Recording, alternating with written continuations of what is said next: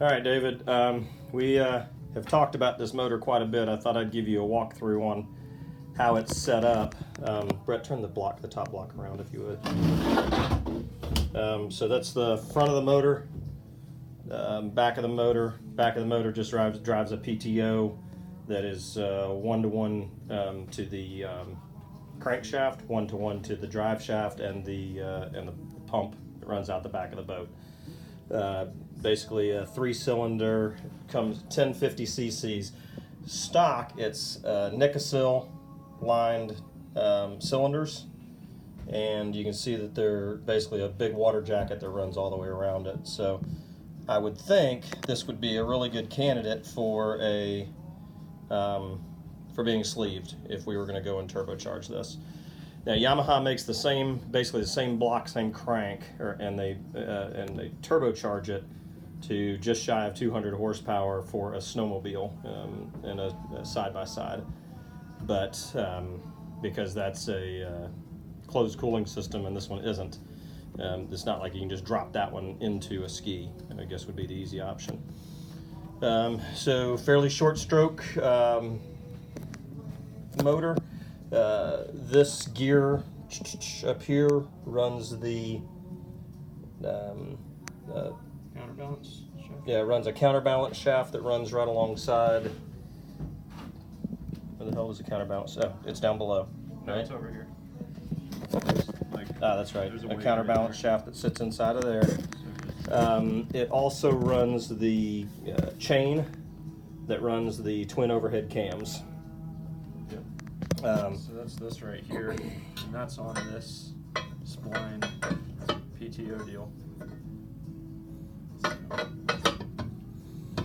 Okay, so you can see that here at the back of the motor, it's actually the crankshaft is fairly well supported.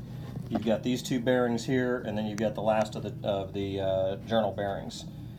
And what we were thinking is that if you were to run a small Roots type supercharger, it would run off of the pulley. Or it would just basically put a cog style pulley on the end of the engine. We've got this complete engine over here. This is the one that we blew up over in World Finals, and so as you can see, there's plenty of meat there that could be turned down and then grooved for a cog pulley. Run the supercharger somewhere here in the back of the motor, and then plumb it where it goes. You can see right underneath the intake plenum here, there's plenty of space. You'd be able to get a 4-inch diameter intercooler, barrel type intercooler. Just come up here to the and then come around right into the intake.